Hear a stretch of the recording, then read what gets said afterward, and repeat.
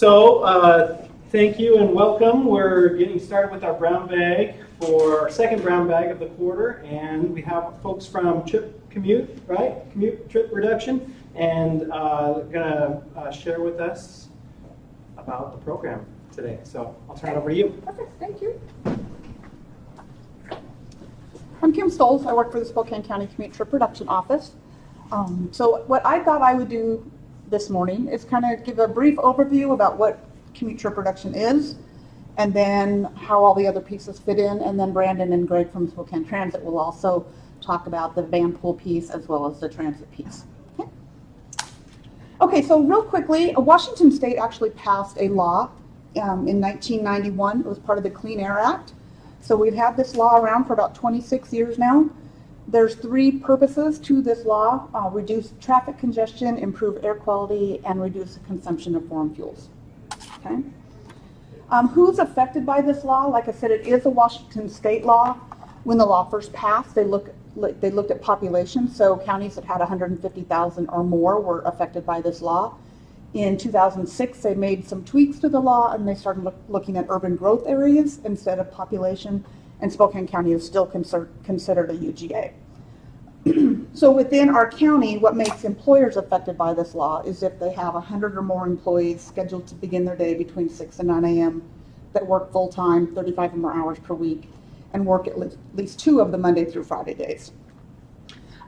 Jurisdictions are also affected, so even small jurisdictions like City of Medical Lake or City of Liberty Lake, even though they don't have 100 or more, they have an employer within their jurisdiction that is that falls under the CTR affected requirement. So the city, actually, they have to have programs there as well. Okay. The goals of the law: every 2 years, our work sites have to conduct a survey. I believe you guys did yours last year. So the goal by 2020 is to have a 10% reduction in your drive-alone rate and or a 13% reduction in VMT. That's vehicle miles traveled. So how far the employees are traveling from their home to the workplace. Like I said, when the law made a few tweaks in 2006, they changed the goals of the law to that 10 and 13. And so everyone that their baseline in 2007-8, that became the new baseline. So it didn't matter if they'd been in the program since the very beginning, their 2007-8 became their new baseline.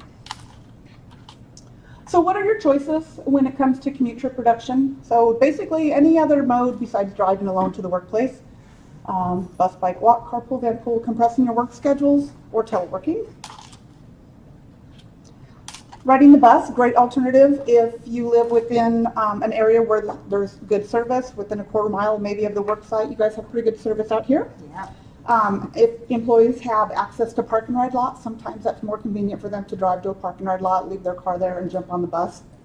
As long as the schedules match, Brandon's going to talk about the hours of service with transit and some of the improvements that they're making on that. But as long as an employee's work schedule falls within the time frame of the routes that are servicing the area. And as long as there's safe access between the bus stops and the work site. Those would be sometimes triggers of why people wouldn't want to ride the bus. They wouldn't feel safe walking to the workplace with some of our work sites that are a little bit more remote.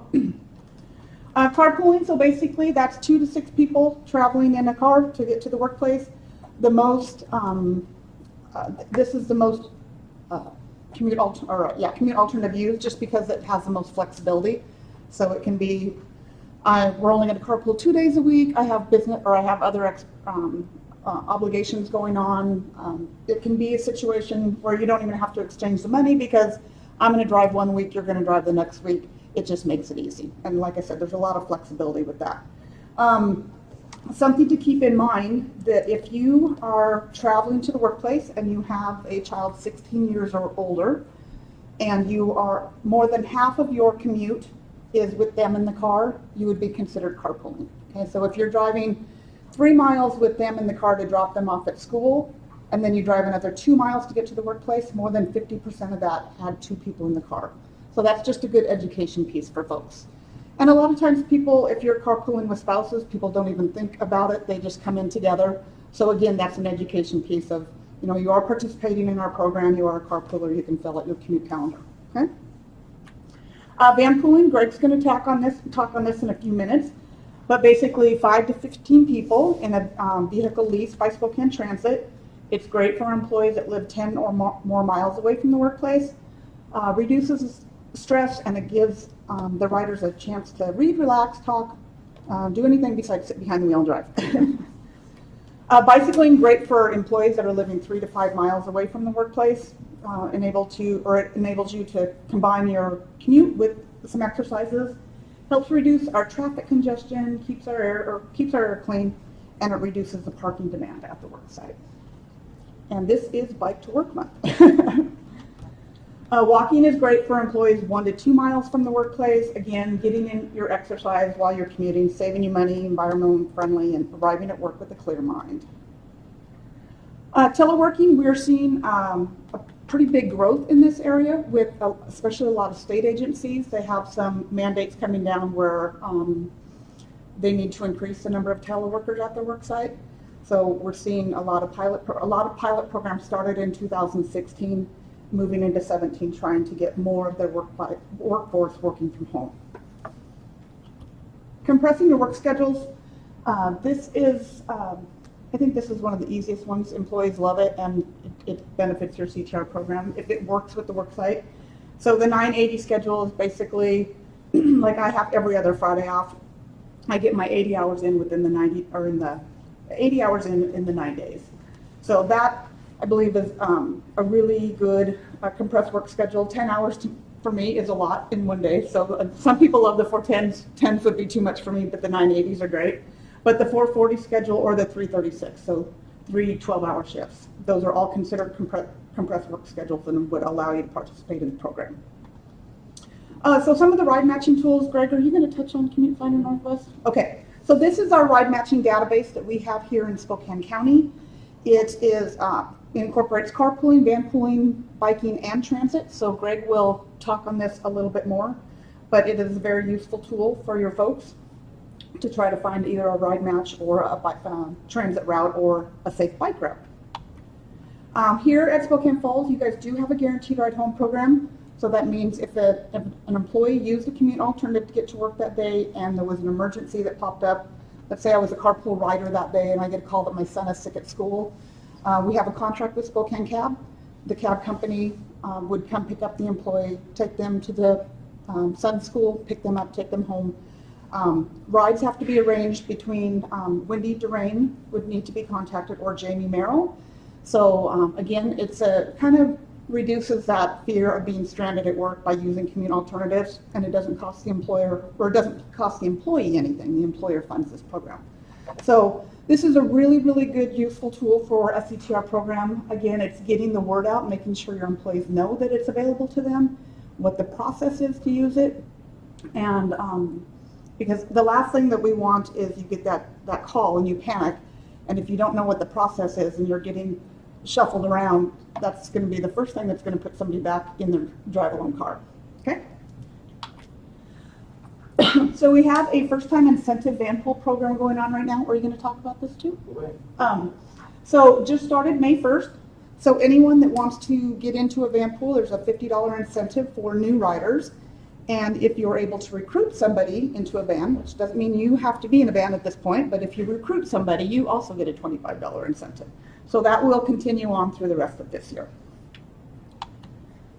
So the benefits that Spokane Falls offers is the bus pass. It's $30 a quarter. You guys have designated parking for your carpoolers and vanpoolers. Free parking permits for the carpoolers. You have the guaranteed ride home, like I said. You have bike racks and showers for your bikers and walkers. Teleworking and some flexible work schedules. Okay. Any questions on anything with your CTR program, you'll want to contact Wendy and she can help you with everything. Okay, so you start using the commute alternative, now what? So we encourage everyone to log their trips on the mycommute.org tracking calendar. One, it does make you eligible for any of the prize giveaways that we have going on. It has been cut. I'm not sure if you've shared any of that information. We don't have as many prize giveaways as we used to have, but we're trying to get some back on track. We had a little bump in the road with some federal grant money that for years and years we've been able to buy incentives, and last fall they said no more. So we're researching where we can bring that back. But even though we don't have as many prize giveaways as we used to have, we still have a little something every month. But in addition to that, it also helps Wendy track her program for program participation, and also for the Guaranteed Ride Home. It allows her to see who those Commute alternative users are that are tapping into that Guaranteed Ride Home if they need it. Okay? If you need the worksite passcode for that, you can contact Wendy as well, and you can set up a calendar. Oh, well, I guess I just covered all that. Right now, we do have two main promotions. Well, this year we'll have two main promotions. Right now, we have the Bike Everywhere month in the month of May, so we'll have some prizes going on as well. There's down in the bottom right, you can see with Bike Everywhere, there's a kickoff breakfast. That was May 1st. But then there's some rides in there, so if you're the avid bike rider, you might want to check out their website and see what's available this month. In October, we'll have Real Options, which is a statewide prize, or a statewide campaign. Typically, the grand prize is right around that $2,500 mark. It's usually a travel trip. There's also $50 gift cards and a lot of other prizes available with this statewide. So something to look forward to as we move into fall. And with that, anybody have any questions? Yeah. So like with the leasing of the van, where's that housed? Like the. I can. You want me to answer that right now, or I can answer? Oh, Okay. Because I can include that in the presentation. Okay. Any other questions? Yeah, he'll cover Vanpool in depth. Who should we have go next? Do you want Greg to go next? Yeah, go ahead. Okay. Do you have a presentation or No, can you go to the website or go on internet? Ooh, I don't know. Let's see. And then I can bring it up. Looks good. Okay, I'm gonna close out of that. Over there and take out my thumb drive. All right, well, let me get to this website real quick. I'm going to go to Commute Finder. My name is Greg Garrett, and I work for Spokane Transit in the Vanpool department.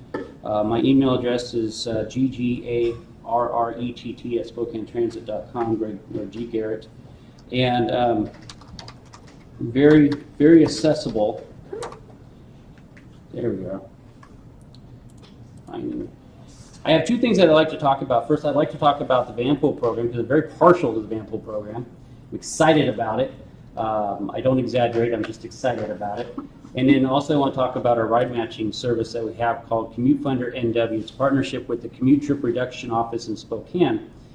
First off, to go back about the Vanpool program, it is a program where commuters of group sizes 5 to 15 can use one of Spokane Transit's van pools to do their commute back and forth to work or to a location on a regular basis. What that really means, though, is that you do have great bus service here, but not everybody is within the bus service, or sometimes the bus service is not as convenient as it could be. Vanpool covers all that. For instance, if you have employees or even students that live in Meade or maybe 9 Mile, Vanpool is a fantastic option because there's no bus service that comes from there to here. You still use public transportation, share the ride, remove single occupancy vehicles off the road, save the environment, save money, be happy, all that good stuff. And what happens is that Spokane Transit provides a vehicle, and for the cost of the fare, it covers everything: fuel, maintenance, insurance. The only thing that we ask is that the group operates the van. And the van stays with the group, so the main driver could take it home, or the main driver can leave it at an overnight parking area, like a retail center that allows van pools to stay overnight. And then that way everybody just meet the van there, or the van could be used to pick everybody up door to door. It's very flexible. It's like carpooling, you just bigger. You just can do whatever is necessary for the group to be successful. It operates on a regular basis, so it goes to a location in the morning or in the beginning of the day, and then will return with the same group of people in the afternoon at a designated time. So it's very easy to use. You don't have to use it every single day. If someone says, look, I only have classes here Monday, Wednesdays, and Fridays, fine, don't run it on Tuesdays and Thursdays, or don't ride the van on Tuesdays and Thursdays. You pay for your seat, so you always have an available seat in that van. Being part of a van pool also comes with some benefits. You get a free bus pass. I think that you have bus passes available here as well, but you do get a free bus pass if you join Vanpool. So you pay for your Vanpool fare. You get to use the Spokane Transit van buses to go anywhere the buses go. If you wanted to use it as a guaranteed ride home, you could do that.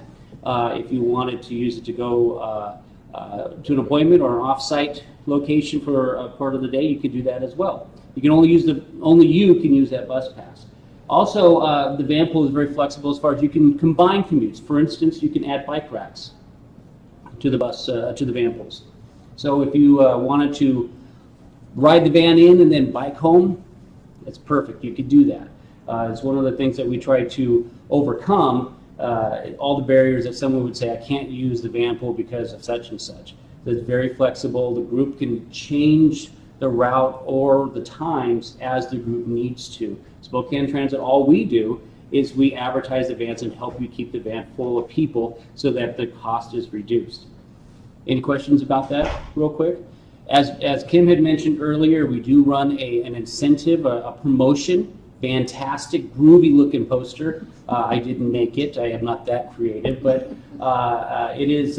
It says exactly what it is. That first-time Vanpoolers can get a $50 incentive gift card or a subsidy towards their fare. And anybody who recommends someone to join a van and they do so, you can get a $25 gift card for that as well. There's no limit on the recruiter. So if you, as maybe the CTR or as an administrator, you get 10 people to join a van, that's $250 in gift cards for you, and you could do whatever you want with that. So that's we've seen some tremendous returns on those recruiters and those new incentives. It's a really great deal, and it also incentivizes people to try it out without much commitment in the very beginning. We also allow people to try the vans for free for 5 days. So if you don't know if it works for you, if you find a van for you that works, or we want to start a van, we'll start the van for 5 days and allow you to run it that way. Again, we own the vehicles, we take care of the vehicles, we'll winterize the vehicles, so there is absolutely nothing else besides the fare that comes out of the riders. And as you saw, there's preferential parking for Vanpool, so when can we start one? That's my question. All right. The other thing any questions about Vanpools beyond that? I could take a question. Did I answer the question you were asking about? Perfect.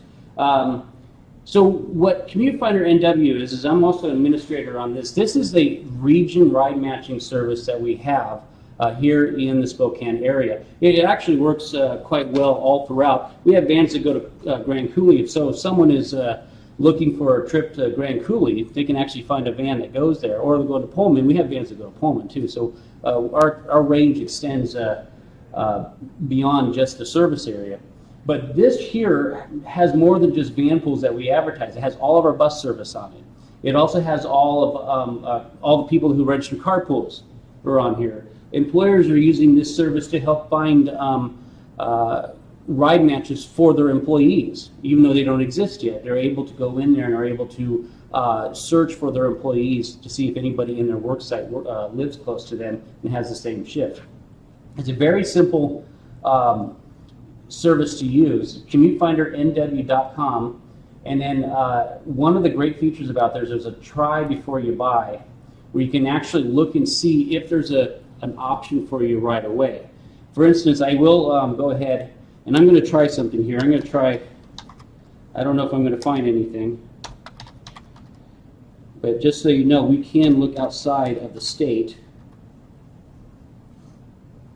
and we want to go to if I could spell, and see if it picks it up. Look at that. And so we're looking for tomorrow, and I need to be here, let's say, I'm just going to pick 8 o'clock. That seems to be it.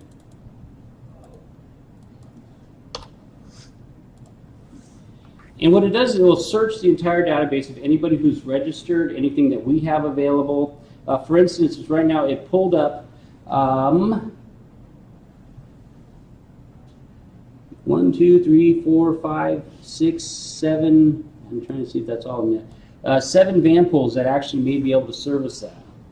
And that's actually really cool. It's already existence and someone can find it. And they didn't have to put anything else in the system, like their name or their birth date or anything like that. You don't have to do that anyways.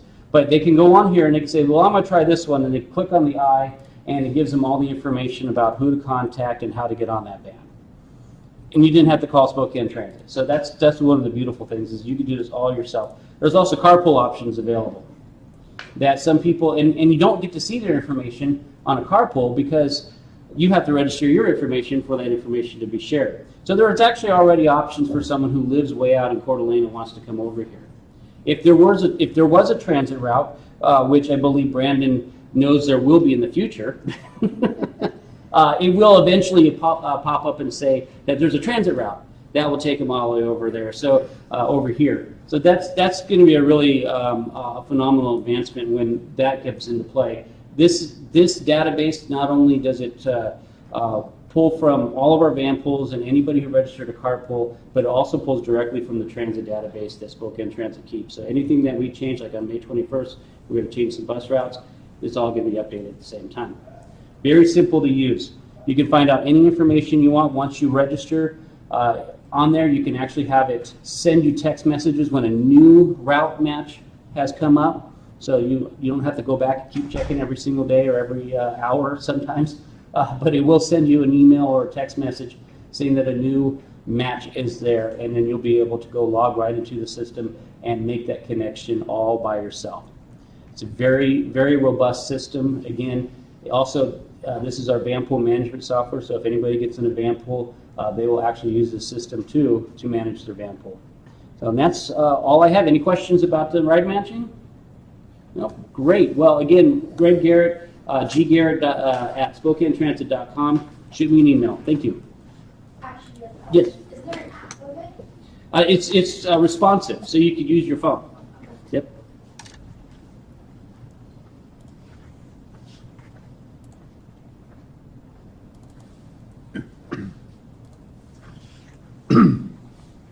My name is Brandon Rapez-Betty. I'm the Customer and Community Relations Manager for Spokane Transit. I appreciate the opportunity to be here today to talk to you guys about our agency as a public provider for transportation in the area, but also some of our key initiatives that are happening right now, because we're experiencing significant growth right now, and we have about 4 or 5 major initiatives that are all coming online this spring. So this is actually a really exciting time for Spokane Transit. What we're going to do today is cover what we're doing to enhance the rider experience. We're going to talk about the upcoming fare changes and funding for system improvements that we'll be experiencing over the next 10 years. And we're also going to talk about the 10-year plan STA moving forward. So a little bit about STA. We have about 546 employees. 337 of those are drivers. About 60 of those are paratransit drivers. We did about 468,000 paratransit rides. Paratransit, for anybody who doesn't know, is the system outside of the regular buses where people whose disabilities prevent them from using the regular system still have access to transit.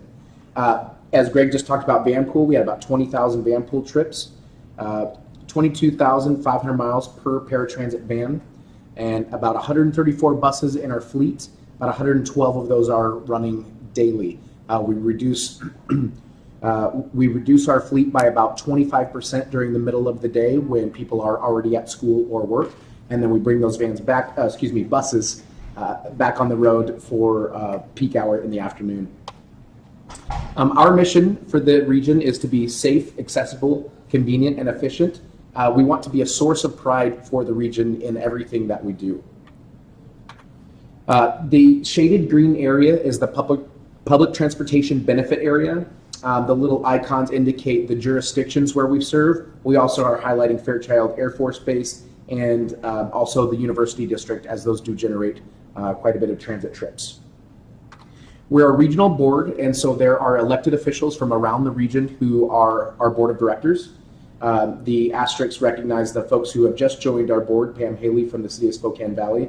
She's the current chair.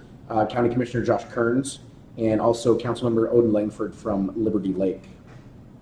We do also ensure representation from the smaller communities as ex officio members, so that all of the jurisdictions in the region have a voice at the table during our meetings. So we have our fixed route bus service. We also have our paratransit service, which I've just briefly described. And we have our Vanpool program, which Greg and Kim have given you quite a bit of information about. Other programs and services that we provide, we have our employer-sponsored bus pass program. And that is a program where if an employer is willing to subsidize up to $3 of an employee's transit, STA will match up to that $3, and that creates a $6 discount for the employee. So they could, right now, where a $45 pass is the normal price, they could get that for $39. Oftentimes, employers subsidize beyond the $3, and so that benefit could be even greater. We have the Universal Transit Access Pass program. So for the very large institution, this is what we have in place at SFCC. It's where you can use an ID card to get on the bus. It tracks each trip, and we pay, the institution pays STA based on a contractual agreement for a utility price on each route. So rather than paying $1.50 for every 2-hour pass you get, it's recorded for the specific route that you take. We have that agreement in place with almost all of the universities in the region, the city of Spokane and Spokane County, and we're starting to look at ways to expand that program more into the private sector. Mobility training. Basically, anybody who has thought about riding the bus but isn't quite sure if they're comfortable doing it, whether that's for they're intimidated by the new experience or they're concerned about their physical ability to get on and off the bus, we have a training center that people can go to and get specific training, one-on-one coaching. They'll even take some trips with you to make sure that you have the ability to get to your destination. Our park and ride facilities, we have about 13 of them throughout the entire system, so it enables people to drive to a certain point that's convenient for them and then connect to the transit system. And we have our city ticket program, which is a park and ride program where you could park at the arena near downtown Spokane and then catch the shuttle into downtown. That's at a reduced price because you only have access to the routes that serve the arena lot. And we did 10.2 million rides in 2016. 2.3 million of those were people who were riding the bus to work, and about 1.7 were people riding to school. So nearly half our ridership are people who are using the bus to get to school or work. In addition to providing a public service to the community, we are also a planning agency, which means we have to look at changing trends in the community. That's land use and development patterns, changes in demographics, and we have to plan to continue that public service for quite some time.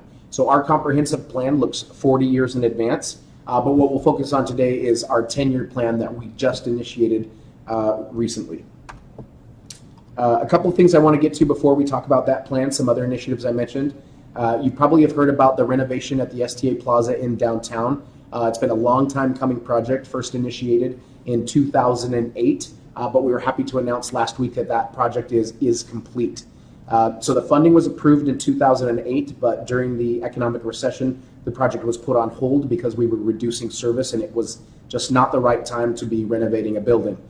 So in 2013, the board picked it back up, and about 2014, 2015, they finally reapproved the budget and allowed the project to begin.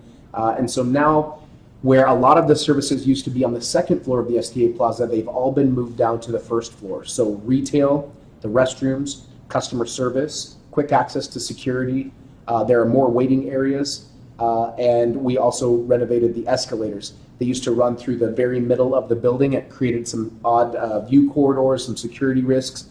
It also had the waterfall, which was really loud and people would try to talk above it. So what we did was create a sculpture using those cougars that people love so much. We kind of reincorporated it into a symbolic waterfall using the elevator bank.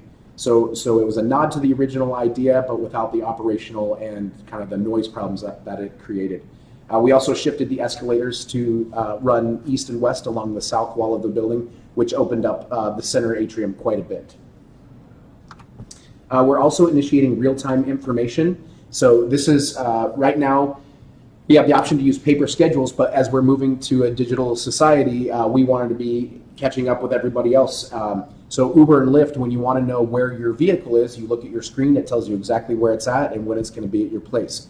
So transit agencies across the country, across the world are starting to catch on to this, and they're creating apps and or websites that help track exactly where your bus is going to be. You can track your bus in a couple of different ways at STA. You can go to our website and plan your trip there, and it'll give you the real-time information. And it's a responsive web design, so it's not technically an app, it's a website. But because it has responsive web design, you can use your smartphone and it feels like an app. You can also text your stop code to the number 99689. It's a little bit whited out on there, but 99689, there's a 4-digit code on the bottom of every bus stop sign. So when you are at your stop and you're wondering, I wonder where my bus is, you just text that 4-digit number, and within about 20-30 seconds, it texts you back. It'll tell you how many minutes away the next bus is, as well as the next 2 scheduled trips after that. And you can always call our 328-RIDE. Our customer service representative will help you plan a trip there on the phone. We also have some new fares coming. At STA, we have a policy that because 80% of operating revenue comes from public resources, the responsibility for our riders is to cover the remaining 20%. And that's a system-wide average. And when we audit our numbers annually, we've known for about the last couple of years that we're sitting around 18%. So to comply with our 80-20 policy, the board did vote to raise our fares in a phased approach that would help reduce the impact from the increase. So the first phase is going to happen on July 1st of this year. The board approved this July 1st of 2016, so they waited a full year to actually enact the increase. It's going to go up 25 cents for a 2-hour pass from $1.50 to $1.75, and then 1 year later on July 1st, it'll go up an additional 25 cents to be $2. Even at the $2, we've done assessments with other transit agencies in the Northwest, as well as across the country, and we're very much in line with the standard cost of transit. It did have quite a big impact to some low-income individuals, so we started a low-income task force to start to look at how do we work with community partners who do provide transit passes to members of the public if they were priced out of transit. We also introduced a new pass. It'll be available on July 1st. It's a 7-day pass. And so for those individuals most impacted, that if they were priced out of that what will be a $50 fare, you could purchase up to 3 weeks worth of transit for the cost of the older pass, and you'd be able to prioritize your trips and still get in as much as you can. We have another major project that we just made a big advancement on, and that's the Central City Line. This was the Spokane region's response to the desire to have a streetcar in the downtown core. In 1999, the comprehensive plan for downtowns, identified some kind of circulator system, and it was at a time when streetcars were very popular. We have examples from Portland and Seattle and other communities. But when we did a feasibility study of the cost of a streetcar, we recognized that it was much more expensive than what was desired at the time for our community. We don't have the density in population, and we do not have the tax base to afford a rail in the ground streetcar. But that doesn't mean that you can't have the amenities like a streetcar.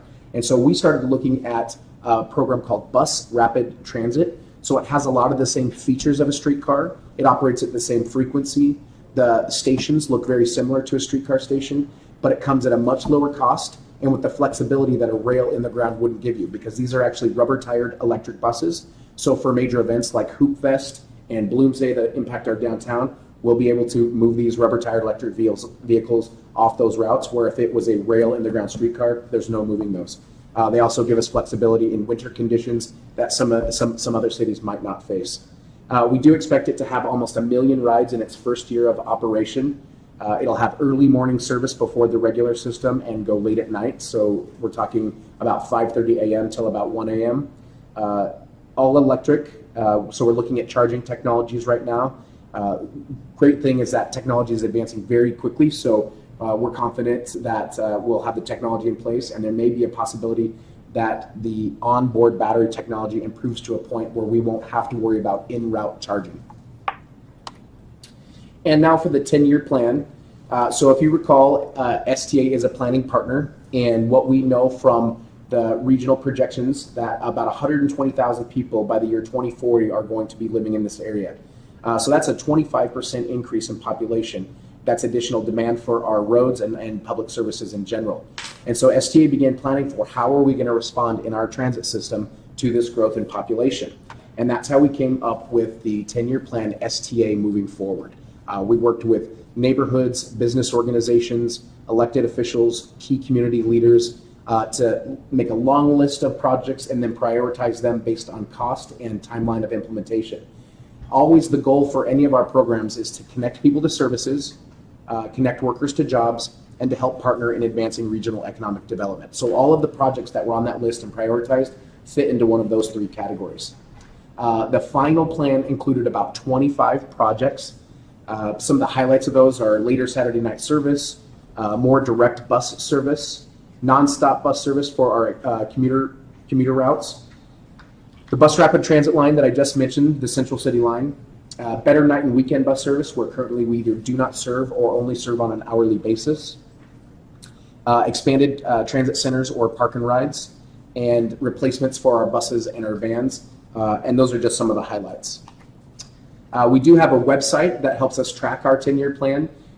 When the community approved this in 2016, it had a sunset clause on it, which means that the revenue that's generated only lasts until December 31st of 2028, at which time, then or before, voters have to reauthorize these funds.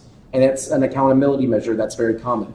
And so to make sure that we're showing our accountability to the community, we created stamovingforward.com, where you can view projects specifically by region and by the timeline and get updates to make sure that STA is providing the community what we said we would in our plan. So our first wave of projects that voters approved are going to be happening on May 21st, so just this last month. It's a very quick turnaround from when we started generating that revenue on April 1st of this year to turn these projects around almost a month later. The planning work has been in the way for quite some time, so we were able to do it rather quickly. So specifically on May 21st, every route that operates on Saturday will be extended past 11 p.m. So currently routes start to wound down about 10 p.m. And what we heard is that people who are in downtown for entertainment purposes aren't able to get home by the time the symphony or the movie or whatever they're doing in downtown isn't over. We also heard from service employees who are working the late shift that they could take transit to work, but they weren't able to take it home. So by running the system past midnight, we're able to pick up quite a bit of ridership and help a lot of people out. More weekday trips to Airway Heights. Right now, the trips out to Airway Heights are only hourly, and there's quite a bit of entertainment out in that area. And on hourly service, we were having to leave people at bus stops because the buses were so full. We would have to send tripper buses to pick up those people that we left. And so by adding that to, by increasing the frequency to every 30 minutes, we're able to accommodate that capacity. There's a brand new route in the Spokane Valley, and this is the first new route in quite some time for STA. It's going to operate between the Marabou Parking Center and the Valley Transit Center, so we're calling it the Mid-Valley Service.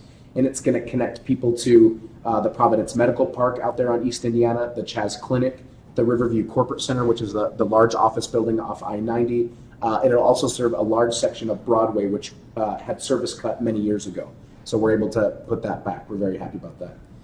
And last but not least, there's going to be better weekend service on Wellesley Avenue. So this is an east to west connection. It actually serves SFCC. So right now, it operates on an hourly basis. Let's say that you're somewhere near Maple and Ash and you want to head north on a weekend. The only way to do that right now is to catch a bus into downtown Spokane, which is backtracking from where you want to go, catch a bus and then head north. With a 30-minute crosstown connection, you'll be able to transfer more easily. You won't have to wait as long, so you don't need to go into downtown. You can better connect on that east to west and then head north from there. We're also going to have a wave of improvements in September. So there's going to be more midday trips between Spokane and Liberty Lake on the 174. One of the programs that Kim talked about was the Guaranteed Ride Home program. Well, some of the folks from Liberty Lake were able to take the Commuter Express bus in the morning, but we stopped in the middle of the day, and there was that concern that, well, if I take the bus to work in the morning, but I need to get home in the middle of the day, the 174 won't do that, and so they would opt not to take it. So we're adding in trips in the middle of the day to provide that midday service, in addition to people who simply told us that they need midday service, so we were able to put that in. We're also able to provide direct nonstop transit from downtown to Liberty Lake. So the 174 currently pulls off at the Marabou Park and Ride and then connects to downtown Spokane, but we're going to be able to put back direct access so that it doesn't pull off at Marabou. We're going to call it the 176, I believe, the 175. It's going to make that direct trip into downtown.